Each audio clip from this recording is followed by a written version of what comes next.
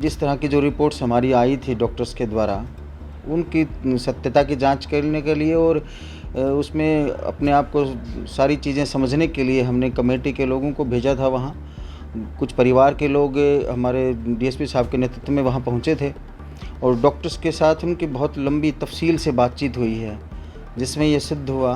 कि बेटी के शरीर में पॉइज़न मिला है। कोई ऐसी चीज़ भी उनके गले के ऊपर कोई ऐसा निशान नहीं था जिससे ये साबित हो सके कि उसको काटा गया हो। उन्होंने ये साबित किया डॉक्टर्स ने के अनुसार कि वो किसी जानवर के द्वारा खाया गया है।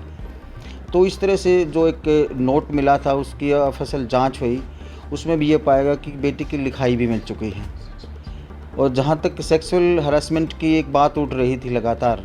तो डॉक्टर्स ने भी उसको भी सिरे से खारिज किया है कि उस बेटी के शरीर में कोई इस तरह की चीज़ नहीं मिली जिससे रेप साबित हो सके, यानी रेप भी नहीं है। तो ये सारी चीज़ें एक जगह जुड़ रही थी और उसका परिणाम ये निकला कि डॉक्टर्स के बाद उनके समझाने के बाद परिवार भी और कमेटी भी इस बात से सहमत है कि बेटी ने दुर्भाग्यपूर्ण तरीके से जिस भी मनस्थिति में वो रही होगी, उस मनस्थिति में उसने आत्महत्या का ये भयंकर कदम उठाना पड़ा है।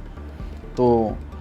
अभी हमारी कमेटी से भी बात हुई है, परिवार से बात हुई है, वो इस बात से सहमत हैं कि भले ये बड़ा दुर्भाग्यपूर्ण हो, लेकिन किसी न समय तो हमें अंतिम संस्कार तक पहुंचना था। तो कल ये वो धरना समाप्त होगा और सुबह ही बेटी को शव को ले जा कर के भिवानी से लेकर के सम्मानपूर्वक उसको विदा कर दिया जाएगा।